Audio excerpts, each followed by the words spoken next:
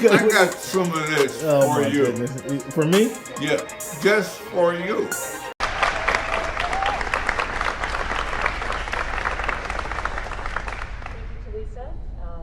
Hi, everybody.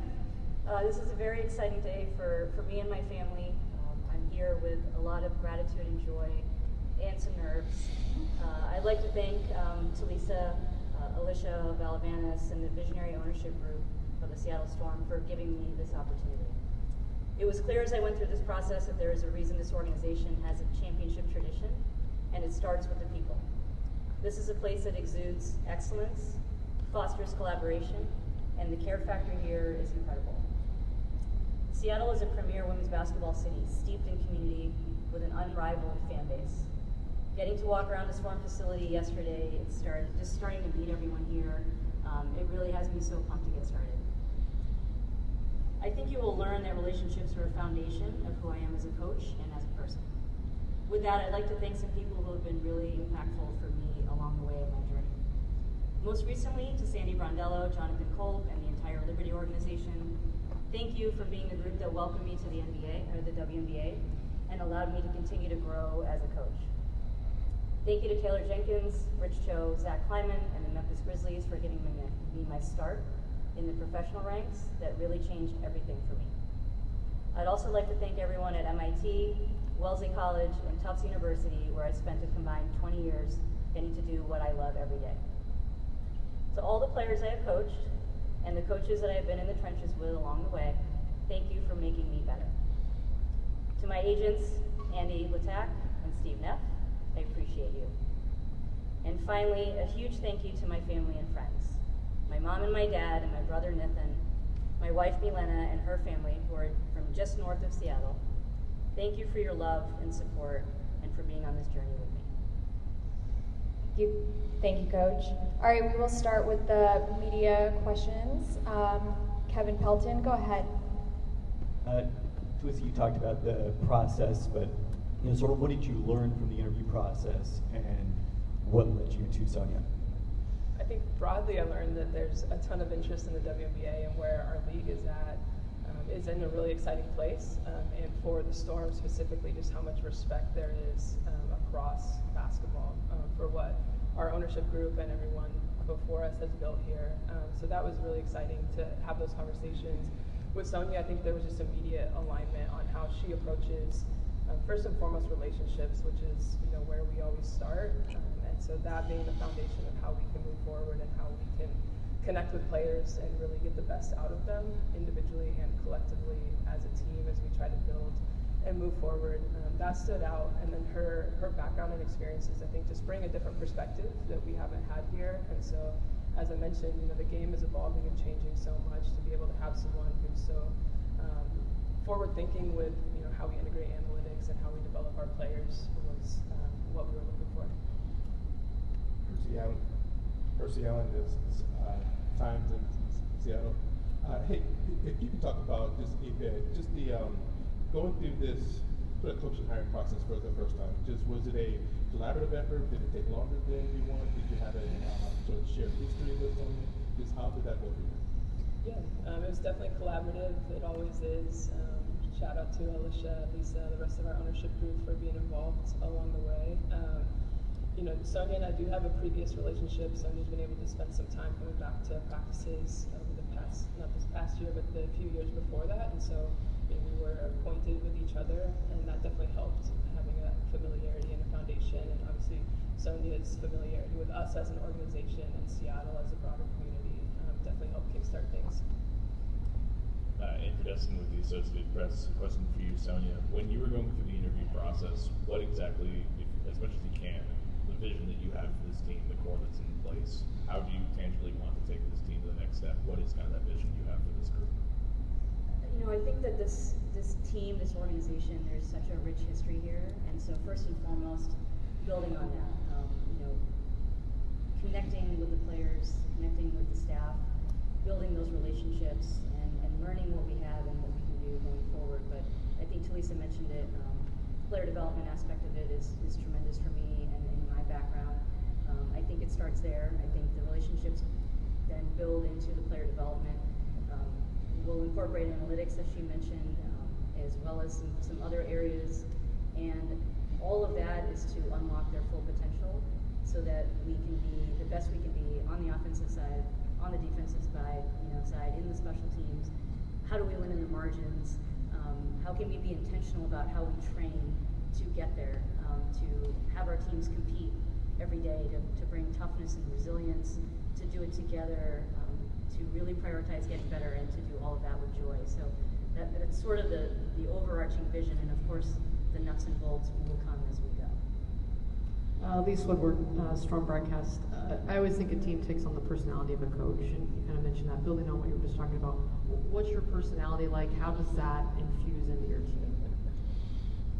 I think first and foremost, again, it's the joy, right, that I want to bring into the building every day, and the energy. So it starts there. I love basketball. I'm so passionate about the game and getting to coach it every day. So we will feel that, and this place will feel that with me every day. And I think that's where it starts, but also there's a competitive side to it, and there's a side of me that's always going to be as prepared as possible. So blending all of those things in together to then create these teams that will be tough and resilient and incredibly prepared and ready to find ways, again, to whether it's a scout defense, right, or it's something in particular that we want to attack in the other team and be intentional about it. But it's all of those things. Welcome, Coach. Dick Fain, Storm Broadcast. I'm fascinated by your resume, particularly you going into the NBA and then going into the W after that. Maybe talk about your decision to go to the NBA. Why was that made? And then why was it made to go from the NBA to WNBA? And what did you learn in the NBA? So my decision to go to the NBA, I think, it came from my passion for basketball, and I'm a hoop junkie. So my time at MIT, I absolutely loved coaching student athletes. I was a coach, I was a compliance officer as well. I had to wear a lot of hats there, and I really enjoyed doing it. But I went through the process with the Grizzlies, and I got to know their GM, the head coach, in the interview process. And the further I got into the process, the more I started to understand how I could get out of my comfort zone a little bit, do something new, tap into the growth mindset that I was constantly preaching to my players to have, and sort of take this jump, take this risk, and get to dive in and just be a basketball coach, right? And have unlimited resources, have all of the data that can be possibly available to somebody to solve problems and find ways to help the organization stay intact. So knowing that that was the opportunity ahead of me, it became impossible to say no. And having the opportunity to experience a different part of the country and to move and to be in Memphis, that was a huge part of it too. So that was my my journey to the NBA, and 4 seasons there, really incredible. Got to work with a really great group of people, and when it was time to think of what was coming next, I have always been just a tremendous fan, admirer of the WNBA, of the players in this league. It's an incredible league. It's the best league in the world for women's basketball. So, and as Tulisa mentioned, I had been coming to Storm practices over the years, and I think that was my first window into what was the WNBA. So it was sort of a natural progression, getting back to women's basketball, coaching the best women in the world, and that was really attractive to me. Coach Marine, good to see you again, Coach. And we had talked a minute ago about having family ties to the area, and how certainly you already knew the history this franchise's place in this city really is. You can feel it. As soon as you come here, you feel it. I've been to Storm games at Climate Pledge and up in Everett and over at UW, and wherever the teams play, the passion is there. The fan base goes everywhere. It's far-reaching. They're excited. They're supportive. They're knowledgeable, and you see it all the way from youth through college to here with the Storm, that women's basketball is really at the center of all of it. So I think being able to experience that for years before I've come here now in an official capacity was really influential for me, and it's exciting to know that now I get to be a part of all of that. Bella Munson with the 9 basketball. For you, Sonia, just, it's been mentioned multiple times already, the relationships and how important those are to you. What do you think it is about yourself or your character that allows you or helps you to connect with players so well as the media coverage of you suggests? I really care about every single player that I've ever coached and that I ever will coach. I care about them as people first. I think that's really important. I'm really interested in learning about their lives and not just what their goals are as basketball players, as professionals, or as student athletes, but what else about their lives is important to them. Who are the people around them that are important? I want to meet them. I want to get to know them as well. What are they interested in? And it starts there for me, and I really light up when I get to build those relationships. And then the other part of it is, how can you help people along the way in their journeys? I've had so many people impact me in my journey. How do I impact them in their journey to really become the pros that they want to be? And whether they're rookies or they're seasoned vets, everybody has goals and passions and reasons why they play the sport and how they connect to the sport. And I want to find out what those things are so that I can motivate them and continue to develop them to be the best they can be for themselves, and then, of course, for the organization as well that benefits. Mike Ferrall, Seattle Times. For Talisa, two questions really. Just one, when you went into the search, what were the characteristics that you knew that you needed in your next coach? And then also, considering the way that last season ended, how close do you think this organization was and is to being back to the championship caliber level that you, I'm sure, expect?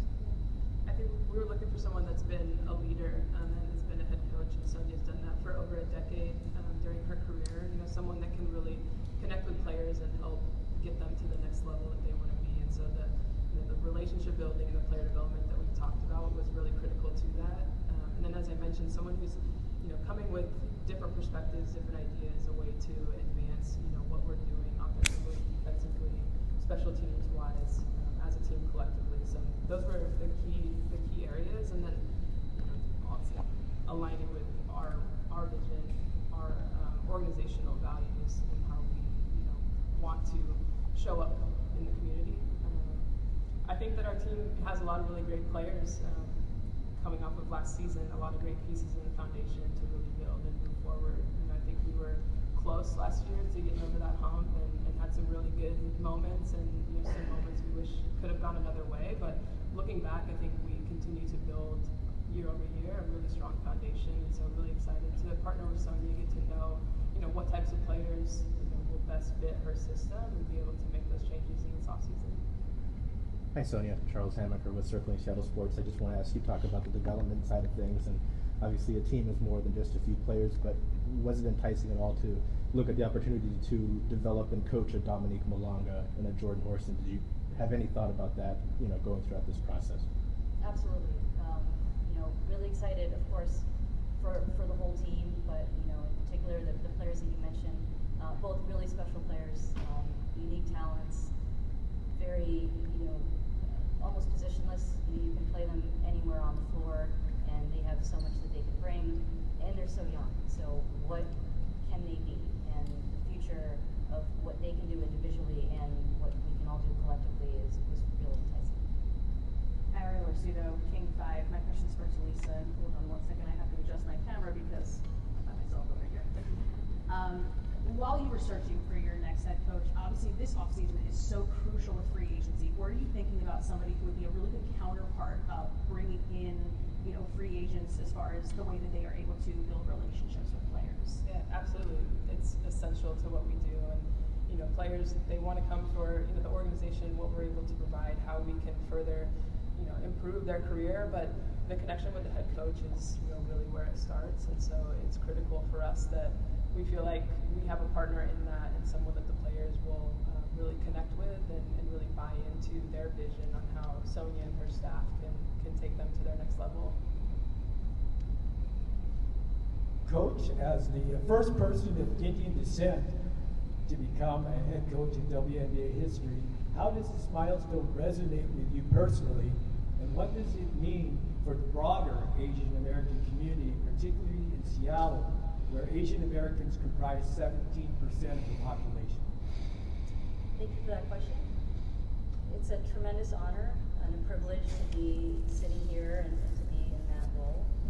It's a huge responsibility as well, and I think, I've said this before, I want to be, I am the first, but I don't want to be the last, and so how does that connect to in Seattle and of course the greater Asian community, it's really important that I'm showing up every day, that I'm pouring into the players, to the organization, and then to the greater community, and that I'm doing my best so that I can, create these opportunities, open these doors, or just allow this next generation to see what's possible. And I'm very excited for the community here in Seattle and to get to know them more in the months and years to come. Hey, Coach, right here. Cam Buford, Voice of the Fans Digital Magazine. My question is for you about analytics. How do you plan to balance analytics between the feel or the gut or the play, the actual play on the court, and making your decisions and determinations? Yeah, I mean, you said it, right? It can't just be analytics. You have to balance it. I think that one of the things I bring in is a strong analytics background, but I'm a basketball coach, and I learned basketball before I knew anything about analytics. I think that analytics is a really great tool to use. It's one of many tools, but you have to really know the game and have a feel for the game and understand what you're coaching, understand where the exceptions are, and sometimes the exceptions to what the analytics say to do might also provide you with the answers to how you win in the margins. So it's a tool, it's a resource, but it doesn't always mean, what maybe people think it might mean. There's a way to do things where you're going to get to like a base offense or a base defense by following the analytics and the trends. But I think the best teams, there's always exceptions somewhere along the way. They're really great at something that other teams aren't as good at, and those things defy analytics. And so being able to unlock that and doing that with our group and having that feel, I think is really, really important. We're going to take one question from Zoom. Jeff Brown, go ahead.